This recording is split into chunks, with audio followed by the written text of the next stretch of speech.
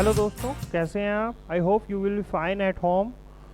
जो हमने previous classes पढ़ी हैं is am are, was were, will be, shall be, I hope वो आप सभी को क्लियर होंगी। और if you have any query about these classes तो तुम कमेंट सेक्शन में भी जो है कमेंट कर सकते हो, या फिर मेरे ब्लॉग जो डिस्क्रिप्शन सेक्शन में उसका जो है लिंक दिया हुआ है, आप वहाँ पर भी जाकर जो है अपनी क्वेरीज पूछ सकते हैं। वहाँ पर आपको वर्कशीट और एक्सरसाइज भी दी गई है। आज हम अपनी एक नई क्लास स्टार्ट करने जा रहे हैं, प्रेजेंट इंडेफिनिट। ये हमारी क्लास नंबर 4 है। स्टार्ट करते हैं प्रेजेंट इंडेफिनिट।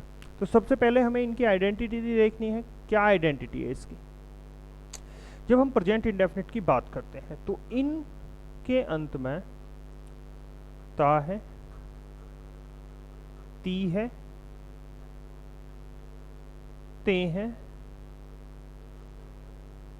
आदि शब्द जो हैं वाक्य के अंत में आएंगे। और अभी तक जो हमने सेंटेंस पढ़े थे उनमें जो है कोई कार्य नहीं हो रहा था, लेकिन प्रेजेंट इंडेफिनिट में हमारा कार्य होना पाया जाता है। यानी कि work is done in present tense. Present tense अभी तक जो हमने पढ़े थे उनमें केवल क्वालिटी और पोजीशन की बात की जा रही थी, लेकिन यहां पर सब्जेक्ट के द्वारा कार्य भी होना पाया जाएगा। ठीक है। अब इन वाक्यों में आपको एक बात ध्यान रखनी है। जब वर्ब का प्रयोग होगा तो हमें ध्यान रखना है कि जो हम सिंगुलर सब्जेक्ट का यूज करेंगे,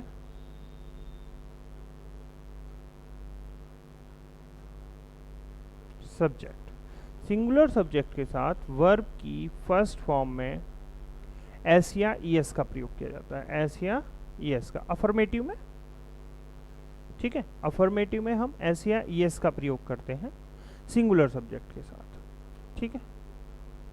और अगर सब्जेक्ट हमारा आई या प्लूरल होता है तो आई और प्लूरल सब्जेक्ट के साथ केवल हम वर्ब की फर्स्ट फॉर्म लगाते हैं। ठीक है। अब हमें अफर्मेटिव देखना है। अफर्मेटिव देखने से पहले हमें एक चीज और देख लेते हैं कि कहां पर हमें एस लगानी है और कहां पर ईएस का प्रयोग करना है। अब जो वर्ब हमारी S, double S, C H, S H, X, Z, O, कोई भी वर्ब जो इन लेटर्स से एंड होती है, S, double S, C H, S H, X, Z, O, तो उसके लास्ट में आपको ईएस लगाना है। और जितनी भी बची हैं आपकी उन सभी के साथ आप एस का प्रयोग करेंगे। जैसे आप एग्जाम्पल के तौर पर देख सकते हैं, अगर आपका सिंगुलर सब्जेक्ट है और आप टीच वर्ब को यूज करना चाहते हैं, टीच को यूज करना चाहते हैं, तो सिंगुलर सब्जेक्ट के साथ हम ई एस लगाकर यूज करेंगे। ठीक है। टीचेस, जैसे आप गो वर्ब को यूज करता है, ओ से एंड हो रही है तो ईएस लगाना पड़ेगा आपको गोज सिंगुलर सब्जेक्ट के साथ। ठीक है। ऐसे ही जैसे आपका कम है, अब इनके लास्ट में ना तो एस है, डबल एस है, ना सी एच है, इनमें से कुछ नहीं है, तो आप क्या करेंगे, एस लगा देंगे इसके लास्ट में, तो केवल इसमें एस जुड़ेगा। कम्स। अब देख रहे हैं पुस, पुस मीन्स धकेलना होता है। अब लास्ट में एस एच आ रहा है तो ईएस लगाकर जो है इसे भी कर देंगे। तो आई होप समझ में आ गया होगा कि कहाँ पर एस लगाना है। हाँ, एक चीज और ध्यान रखनी है हमें, इस चीज का और ध्यान रखेंगे। जैसे प्ले है आपका, तो प्ले में आप एस लगाएंगे, प्लीज। ठीक है। लेकिन जैसे आपका ट्राई है, अब यहां पर वाई आया हुआ है और वाई से पहले क्या है, वोविल है। वाई से पहले क्या है, वोविल है। जब वाई से पहले वोविल होता है तो आप एस लगाते हैं, और वाई से पहले यदि कॉन्सोनेंट हो तो आप किस तरह से, वाई को आई में बदल दिया जाएगा इस तरह से, और ईएस जोड़ दिया जाएगा, ट्राइज। ठीक है ना। तो इस चीज का भी ध्यान रखना है। अब हम नेक्स्ट देखते हैं अफर्मेटिव। सबसे पहले अब हम अफर्मेटिव देखते हैं।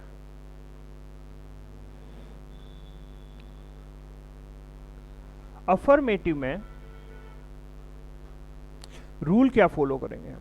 रूल होगा हमारा, सबसे पहले हम सब्जेक्ट का यूज करेंगे, सब्जेक्ट के बाद वर्ब की फर्स्ट फॉर्म लगाएंगे, वर्ब की फर्स्ट फॉर्म में ईएस या एस का प्रयोग करेंगे, उसके बाद ऑब्जेक्ट और फिर जो भी बचा हुआ रहेगा। ये हमें पता ही है, एस या ईएस का प्रयोग केवल सिंगुलर सब्जेक्ट के साथ करना है, सिंगुलर सब्जेक्ट के साथ करना है। आई और प्लूरल के साथ हम एस या ईएस का प्रयोग बिल्कुल भी नहीं करेंगे। ठीक है बेटा। अब हम देखते हैं एग्जाम्पल। जैसे मान लीजिए डूबता हुआ व्यक्ति, डूबता हुआ व्यक्ति तिनके का सहारा लेता है, डूबता हुआ व्यक्ति तिनके का सहारा लेता है। अब ये प्रेजेंट टेंस का स्टेटमेंट है, ठीक है ना। ता है लास्ट में आ रहा है, तो किस तरह से करना है? सबसे पहले हमें सब्जेक्ट चाहिए। सब्जेक्ट भाई तिनके का सहारा कौन ले रहा है, वर्ब को पहचाने। भाई इसमें जो है सहारा लिया जा रहा है, ठीक है ना, सहारा लेना वर्ब है। अब सब्जेक्ट देखना है, तो कौन लगाकर हम सब्जेक्ट का पता करेंगे कि तिनके का सहारा कौन ले रहा है? डूबता हुआ व्यक्ति, डूबता हुआ व्यक्ति। तो डूबता हुआ व्यक्ति हमारे एज ए सब्जेक्ट की तरह काम करेगा। तो हम लिखेंगे ए ड्राइंग मैन, ए ड्राइंग मैन।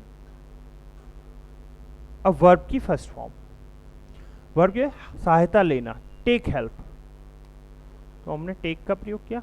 अब हम यहां पर देख रहे हैं ए ड्राइंग मैन, एक डूबता हुआ व्यक्ति जो होता है वो हमारा क्या है? सिंगुलर है, तो एस लगाना पड़ेगा। A drowning man takes help of straw. एक चीज और, जब ट्रांसलेशन हम सीख रहे हैं तो जैसे तिनके का सहारा लेना, तो जब दो वर्ड का की के से जुड़े होते हैं तो बाद वाला जो होता है का की के बाद वो पहले लेते हैं और फिर का की अंग्रेजी ऑफ लिखकर और फिर हम बाद में जो उससे पहले वाला है उसकी अंग्रेजी यहाँ पर लिखते हैं, ठीक है ना। जो का के बाद है उसे पहले लेकर आएंगे और फिर का की अंग्रेजी और फिर ये सबसे लास्ट में, इस तरह से। क्लियर है? एक और एग्जांपल ले लेते हैं, जैसे अच्छे लड़के सच बोलते हैं, अच्छे लड़के सच बोलते हैं, सच बोलते हैं, अच्छे लड़के सच बोलते। तो इसमें सब्जेक्ट क्या है? कौन बोलता है सच? अच्छे लड़के, तो गुड बॉयज, गुड बॉयज, ठीक है ना। अब गुड बॉयज हमारा क्या है? प्लूरल है, ठीक है ना। तो सच बोलने की क्या होती है? Speak the truth, speak. अब गुड बॉयज प्लूरल है तो एस या एस का प्रयोग बिल्कुल भी नहीं करेंगे, speak the truth, good boys speak the truth. I hope affirmative समझ में आया होगा आपका। अब नेगेटिव देखते हैं। अब नेगेटिव जो होंगे प्रेजेंट इंडेफिनिट में टू टाइप्स होंगे, एक कभी नहीं और एक सिंपल नोट वाला, नहीं वाला। तो जब हम नहीं वाला जो होगा, केवल जब नहीं आएगा, तो नहीं की अंग्रेजी इनमें क्या लिखते हैं? अगर सिंगुलर सब्जेक्ट है, सिंगुलर सब्जेक्ट, तो सिंगुलर सब्जेक्ट के साथ आपको लगाना है डज नॉट, डज नॉट। और आई और प्लूरल सब्जेक्ट के साथ डू नॉट का प्रयोग करेंगे। आई और प्लूरल सब्जेक्ट के साथ आप डू नॉट का प्रयोग करेंगे। अब जो हम अफर्मेटिव सेंटेंस में वर्ब की फर्स्ट फॉर्म के साथ एस या ई एस का प्रयोग कर रहे थे, नेगेटिव में वर्ब की फर्स्ट फॉर्म में एस या ई एस नहीं आएगा, ये चीज ध्यान रखना है, सीधे वर्ब की फर्स्ट फॉर्म आएगी। रूल देखते हैं। सबसे पहले हम सब्जेक्ट का प्रयोग करेंगे, सब्जेक्ट के बाद डू डज का प्रयोग करेंगे, डू डज के बाद नॉट का प्रयोग करेंगे, नॉट के बाद वर्ब की फर्स्ट फॉर्म लगाएंगे और एस या ई एस नहीं लगाएंगे। एस या ई एस क्यों नहीं लगाते? क्योंकि जो हमारी हेल्पिंग वर्ब होती है डू, उसमें सिंगुलर में ही ई एस लगा, सिंगुलर बनाने के लिए, वर्ब को सिंगुलर बनाने के लिए एस या ई एस। सिंगुलर सब्जेक्ट के साथ हम सिंगुलर वर्ब का प्रयोग करते हैं और प्लूरल सब्जेक्ट के साथ प्लूरल वर्ब का, ठीक है ना, प्रेजेंट इंडेफिनिट में। तो यहाँ पर डू के साथ ई एस लगाकर डज, यानी कि डू को हमने सिंगुलर बना लिया, तो सिंगुलर सब्जेक्ट के साथ सिंगुलर वर्ब का प्रयोग, यहाँ पर ई एस ऑलरेडी जुड़ गया है, ठीक है। ऑब्जेक्ट और एग्जाम्पल देखते हैं।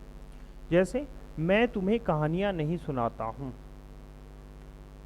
मैं तुम्हें कहानियां नहीं सुनाता हूं, मैं तुम्हें कहानियां नहीं सुनाता हूं, है ना, मैं तुम्हें कहानियां नहीं सुनाता। तो इसमें सब्जेक्ट क्या है? मैं। कौन नहीं सुनाता है कहानियां? मैं। तो आई के साथ मैंने क्या बताया? डू, ठीक है ना, डू नॉट।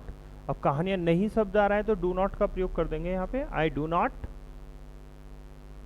अब कहानी सुनाने के लिए हम किस शब्द का प्रयोग करते हैं? टेल, ठीक है ना, आई डू नॉट टेल, ठीक है। अब you stories, I do not tell you stories.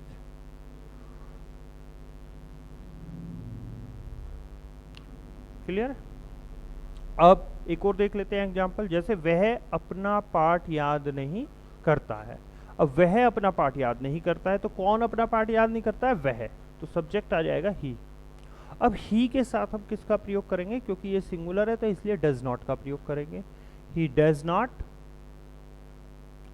Verb की फर्स्ट फॉर्म लगाएंगे, ठीक है ना, तो he does not learn. Verb क्या है इसमें? याद करना। वह अपना पाठ याद नहीं करता है, तो ही डज नॉट लर्न। अब अपने की अंग्रेजी ही के साथ, मैंने एक टेबल बनवाई थी फर्स्ट क्लास में प्रोनाउन की, तो वहां पे बताया था कि ही के साथ अपने की अंग्रेजी हिज आता है, तो क्या आएगा यहाँ पे? His lesson. वह अपना पाठ याद नहीं करता है, he does not learn his lesson. तो ये नेगेटिव फर्स्ट हो गया। नेगेटिव सेकंड देखते हैं।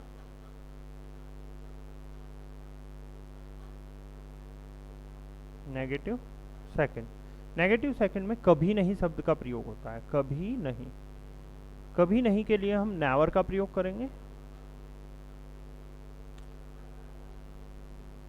जब हम नेवर का, तो रूल क्या हो जाएगा इसमें? सबसे पहले सब्जेक्ट, डू डज का प्रयोग कभी नहीं करेंगे इसमें, कभी नहीं के साथ डू डज का प्रयोग नहीं होगा, तो इसलिए हम सीधे नेवर का प्रयोग करेंगे, ठीक है। Subject plus never plus verb की फर्स्ट फॉर्म। अब जब डू डज का प्रयोग नहीं हो रहा है तो एस या ई एस लगेगा। सिंगुलर सब्जेक्ट के साथ एस या ई एस का प्रयोग होता है नेवर के साथ, फिर ऑब्जेक्ट और फिर आपका एक्सेट्रा वर्ड, ठीक है। जैसे यह लड़का कभी झूठ नहीं बोलता है, यह लड़का कभी झूठ नहीं बोलता है, झूठ नहीं बोलता है।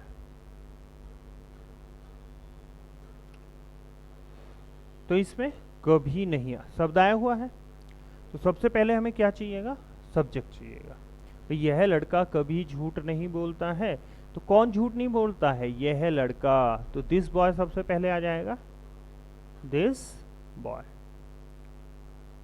अब दिस बॉय सिंगुलर है, ठीक है, ये चीज ध्यान रखना है। डू डज का प्रयोग इसमें क्यों नहीं होना है? क्योंकि कभी नहीं आया है, तो हम सीधा कभी नहीं के लिए नेवर का प्रयोग करेंगे, दिस बॉय नेवर, ठीक है ना। झूठ बोलने की होती है टेल ए लाई, तो टेल ए लाई। अब इसमें एक चीज का ध्यान रखना है, जब दिस बॉय आपका सिंगुलर दिया है तो वर्ब में एस का प्रयोग भी होगा यहाँ पे, ठीक है। सिंगुलर सब्जेक्ट के साथ वर्ब में एस या एस का प्रयोग करेंगे। तो this boy never tells a lie, ठीक है। एक और देखिए, प्यूरल का एग्जाम्पल भी ले लेते हैं। जैसे ये लड़के अपना समय कभी नष्ट नहीं करते हैं। ये लड़के अपना समय कभी नष्ट नहीं करते हैं, कभी नष्ट नहीं करते हैं।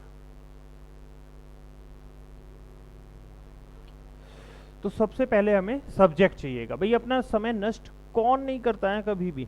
ये लड़के। तो सब्जेक्ट हो जाएगा दीज बॉयज, दीज बॉयज। अब दीज बॉयज प्लूरल है, हमें पता है। कभी नहीं शब्द आया हुआ है, नेवर का प्रयोग होगा। अब यहाँ पर केवल वर्ब की फर्स्ट फॉर्म का प्रयोग करेंगे, एस या ईएस का प्रयोग बिल्कुल नहीं करना। जैसे यहाँ सिंगुलर सब्जेक्ट के साथ एस या ईएस लगनी है, लेकिन यहाँ प्लूरल सब्जेक्ट होने के कारण एस या ईएस का प्रयोग नहीं होगा बिल्कुल भी। तो क्या आ जाएगा? वेस्ट, नष्ट करना। वर्ब का क्या कार्य हो रहा है? भाई वर्ब क्या है? जो कार्य हो रहा है, ठीक है ना। तो दीज बॉयज नेवर वेस्ट, ठीक है ना। अब ये है, अब दीज बॉयज प्लूरल है, प्लूरल के साथ अपने की अंग्रेजी आएगी दियर, ठीक है ना। तो these boy never waste object theirs time,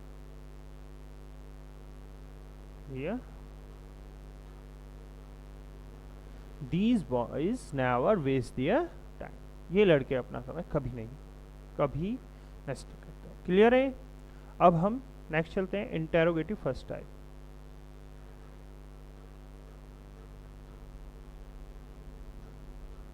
interrogative first type. Interrogative first type में क्या शब्द सबसे शुरू में आएगा? ठीक है, तो क्या शब्द शुरू में आएगा? तो रूल क्या हो जाएगा? सबसे पहले डू डज का प्रयोग करेंगे, डू डज। डू डज के बाद आप सब्जेक्ट का प्रयोग करेंगे, सब्जेक्ट के बाद वर्ब की फर्स्ट फॉर्म आएगी। जब डू डज लगेगा तो वर्ब में एस या एस बिल्कुल नहीं लगाएंगे, फिर ऑब्जेक्ट और फिर एक्सेप्ट और क्वेश्चन मार्क का प्रयोग करेंगे। जैसे एग्जाम्पल लेते हैं, क्या रोहन कभी किसी को गाली नहीं देता है? क्या रोहन कभी किसी को गाली नहीं देता है? किसी को गाली नहीं देता है।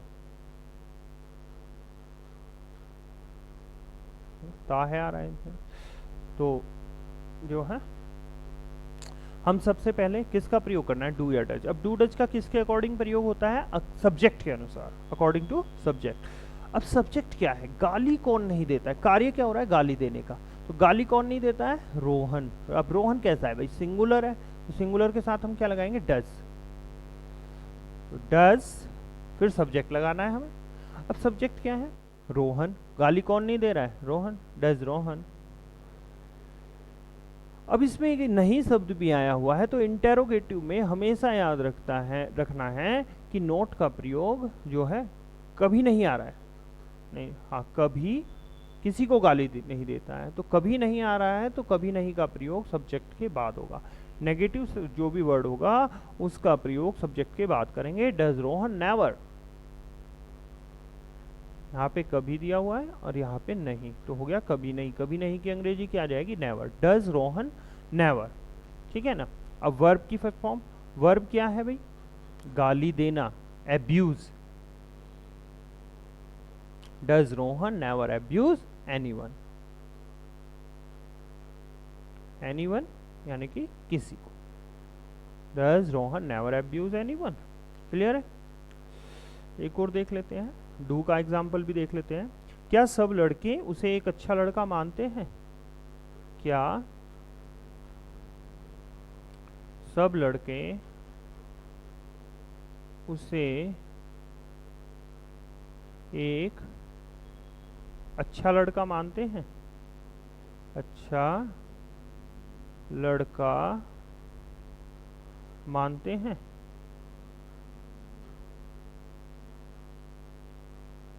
क्या सब लड़के उसे एक अच्छा लड़का मानते हैं? तो सबसे पहले हमें डूडस का प्रयोग करना है। तो डूडस के लिए हमें क्या चाहिए? सब्जेक्ट।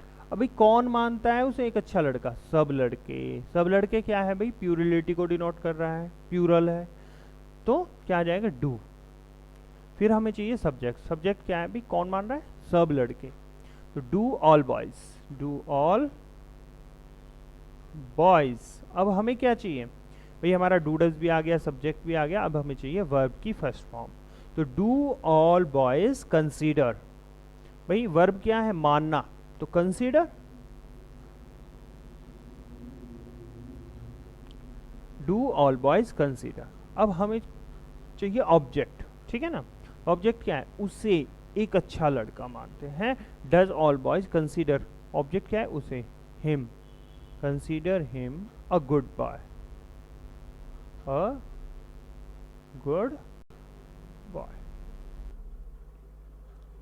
तो do all boys consider him a good boy. ठीक है, आई होप ये भी क्लियर हो गया होगा। तो इंटेरोगेटिव सेकंड टाइप देखते हैं अब।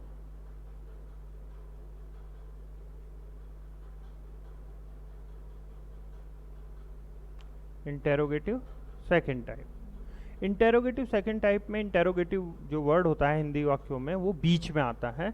तो बीच में आता है तो उसकी हम जब ट्रांसलेट करते हैं तो क्या रूल हो जाता है? सबसे पहले इंटेरोगेटिव वर्ड आ जाता है, फिर डूडल्स का प्रयोग करते हैं, ठीक है ना?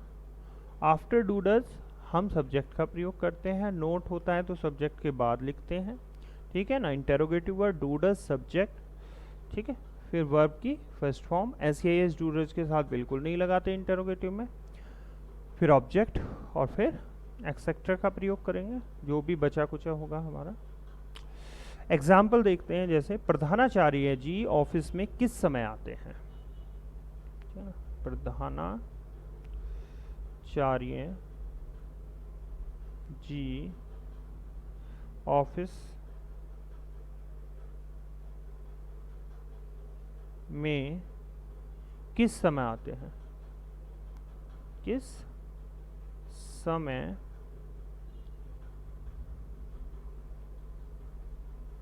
आते हैं? तो भाई सबसे पहले हमें इंटेरोगेटिव वर्ड चाहिए इनमें। भाई किस समय, किस समय के आप व्हाट टाइम भी लगा सकते हैं, वहन का प्रयोग भी कर सकते हैं, ठीक है ना? यानी कब आते हैं, किस समय का मतलब क्या है? कब आते हैं, वहन। अब इसमें हम किसका प्रयोग करेंगे? डू या डज का। अब उसके लिए हमें क्या क्या देखना पड़ेगा? सब्जेक्ट। भाई कौन आ रहा है समय पे ऑफिस में? प्रधानाचार्य जी के बारे में, तो डज। सिंगुलर है क्योंकि प्रधानाचार्य, तो वहन डज, ठीक है ना? द प्रिंसिपल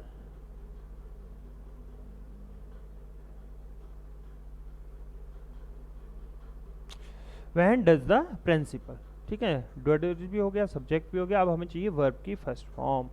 वर्ब कार्य क्या हो रहा है? आने का। When does the principal come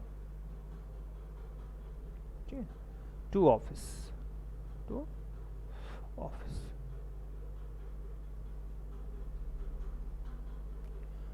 When does the principal come to office?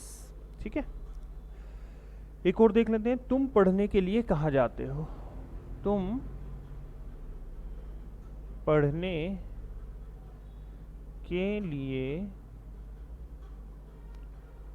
कहाँ जाते हो?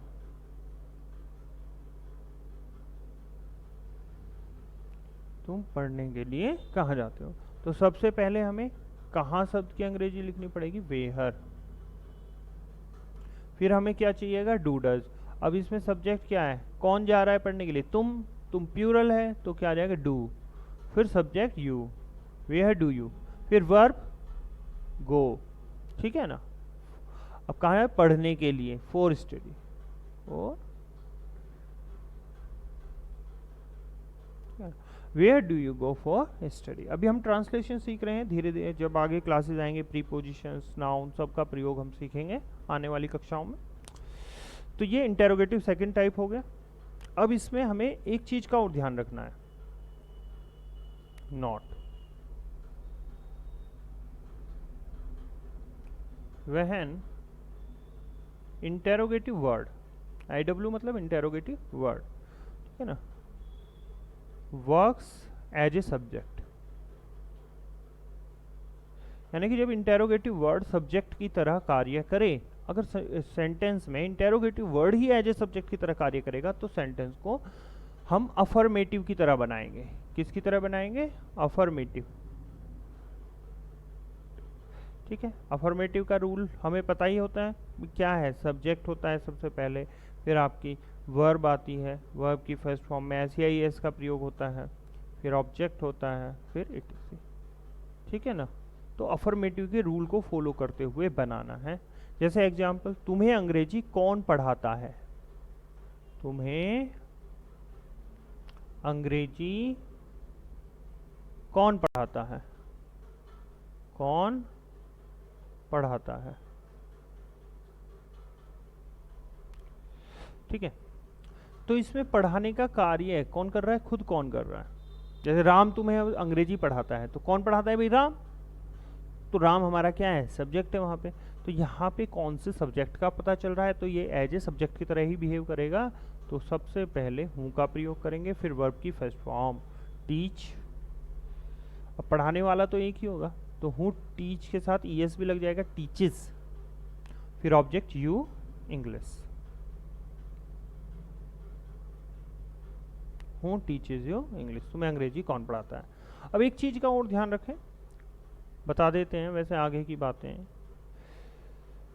जब एक लिविंग ऑब्जेक्ट हो और एक नॉन लिविंग ऑब्जेक्ट हो, तो जब लिविंग ऑब्जेक्ट को पहले लिख रहे हैं तो कोई प्रीपोजिशन बीच में नहीं आती है। अगर हम इसको ऐसे भी बना सकते हैं, हूँ टीचेस इंग्लिश टू यू,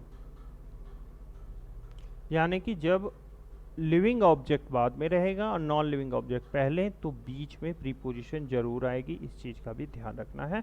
लेकिन नेक्स्ट क्लासेस जो आएंगे हम धीरे धीरे, जब हम डिस्क्रिप्टिव में पार्ट ऑफ स्पीच पढ़ेंगे तो वहाँ ये सब चीज़ें सीखेंगे। ठीक है, अब आगे देखते हैं हम, थोड़ा सा एक दो एग्जाम्पल और देख लेते हैं। जैसे राम कौन सा विषय पढ़ना चाहता है? राम कौन सा विषय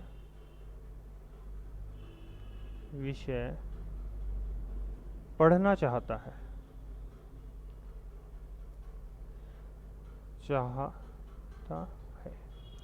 राम कौन सा विषय पढ़ना चाहता है? तो भाई इसमें जो है कौन सा विषय, विच सब्जेक्ट, विच सब्जेक्ट। जब हम फर्स्ट क्लास पढ़ाई थी तो इंट्रोगेटिव वर्ड्स लिखवाए थे, मैंने बताया था कि कौन से एज ए सब्जेक्ट की तरह काम करेंगे और कौन से ऑब्जेक्ट की तरह काम करेंगे। ठीक है ना, तो वहाँ पर आप देख सकते हैं, फर्स्ट क्लास को देखकर आप पता कर सकते हैं इंटरोगेटिव जो वर्ड्स लिखवाए हैं मैंने। विच सब्जेक्ट, अब कौन सा विषय, विच सब्जेक्ट। विच के साथ जो भी वर्ड रहता है वो उसके साथ अटैच रहता है। ठीक है ना, जैसे कौन सा लड़का, विच बॉय, तो ऐसे ही कौन सा विषय, विच सब्जेक्ट। ठीक है ना, अब यहाँ पर हम देख रहे हैं पढ़ने का कार्य कौन कर रहा है? राम। तो ये सब्जेक्ट है। अब क्या पढ़ रहा है वो, कौन सा विषय, तो ये एज ए ऑब्जेक्ट की तरह बिहेव करेगा सेंटेंस में। तो विच सब्जेक्ट डज, राम के अकॉर्डिंग डज आ गया। ठीक है ना, राम, फिर वर्ब वांट टू स्टडी।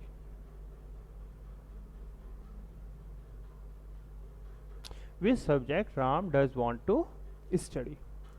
ठीक है, एक और लेते हैं, जब कौन सा सब जो है, विच जो है एज ए सब्जेक्ट की तरफ बिहेव करेगा। जैसे कौन सा लड़का तुम्हारी मदद करता है, मान लीजिए ये है, कौन सा लड़का तुम्हारी मदद करता है, तुम्हारी मदद करता है। तो इसमें मदद कार्य करने का काम कौन कर रहा है, कौन सा लड़का। तो यहाँ पर interrogative word as a subject, यानी कि विच एज ए सब्जेक्ट की तरह काम करेगा। ठीक है ना, तो विच बॉय, विच बॉय, ठीक है, विच बॉय, ठीक है। फिर वर्ब हेल्प, सिंगुलर है, helps, object which boy helps you, which boy as a subject की तरह बिहेव करेगा, ठीक है ना, क्योंकि मदद करने का कार्य कौन कर रहा है, कौन सा, लड़का, तो इसलिए ये एज ए सब्जेक्ट है, ठीक है। तो इस तरह से समझ में आए होंगे मेरे ख्याल से, ठीक है। तो आई होप अच्छी तरह क्लियर हो गया होगा प्रेजेंट इंडेफिनिट। अभी हमने प्रेजेंट इंडेफिनिट के बेसिक रूल्स पढ़े हैं, कुछ एडवांस रूल भी हैं, वो आगे आने वाली कक्षाओं में हम पढ़ेंगे, ठीक है। होप करता हूँ ये जो लेक्चर आपको पसंद आया होगा, ठीक है। अगर कोई प्रॉब्लम हो, समस्या हो, अगर कुछ चीज़ समझ में ना आई हो तो ज़रूर कमेंट करें और पूछें, ठीक है। और जो है मेरे ब्लॉग पर भी जा सकते हैं आप, डिस्क्रिप्शन बॉक्स में उसका लिंक दिया हुआ है, वहाँ से उनकी वर्कशीट एक्सरसाइज आपको मिलेंगी, वहाँ से आप उन्हें एक्सेस कर सकते हैं। Okay, thank you for watching.